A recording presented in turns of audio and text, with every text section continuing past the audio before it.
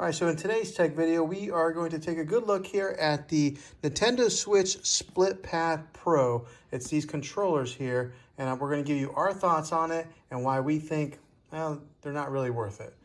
That's today's tech video.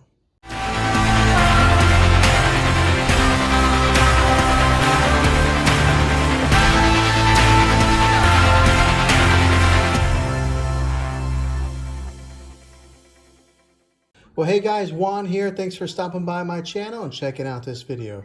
So we're going to dive into the specifics of the SplitPad Pro controllers here. This here is your regular Nintendo Switch and with the default factory controllers that come on the side. My son wanted to get more of a gaming feel on his Switch, so that's why we bought these. But we're going to unbox these, get them out, and then explain why we think that they're not really quite worth it, that the original Joy-Cons are better than the SplitPad Pro. So let's go ahead and get these out of the box.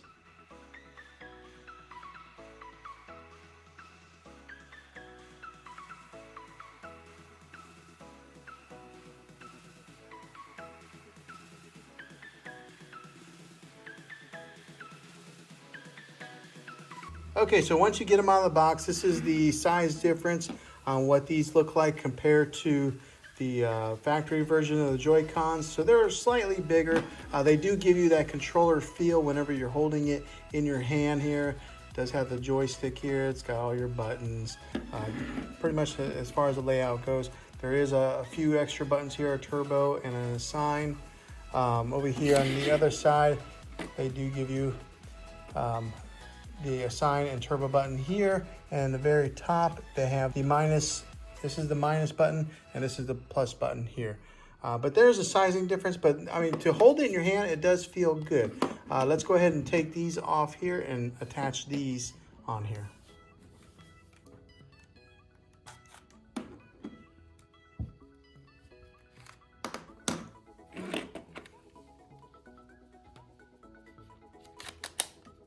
Okay, so they just slide right on and they click right in place.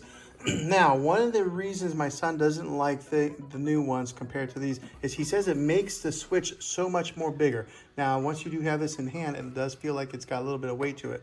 But he said he didn't like how big it was. Okay, so on the back side of these, also there are a couple other buttons here, along with your top buttons up here. Now, one of the biggest reasons why we are sending this thing back, or sending these back, is because these assign buttons, this is to be able to assign the different buttons to do different functions. For example, if he's playing Fortnite or something, he can assign a particular button on the back to do a designated animation or a button on the actual Fortnite game itself. He said that they were not working, they were not responsive to being able to assign it to that specific pattern or button that he's wanting to assign it to. So that right there pretty much makes this part useless.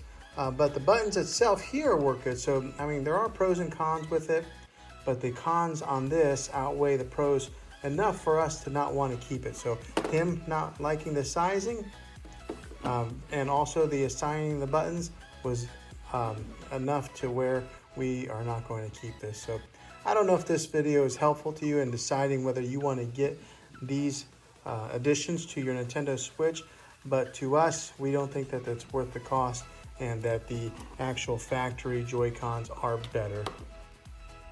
All right, so if this video was helpful and helping you decide whether you want to get these or not, go ahead and throw a thumbs up on it. If it wasn't, you can go ahead and throw a thumbs down. But go ahead and subscribe to this channel. I make tech videos all the time, and I'd love to have you back in the next one. Take care.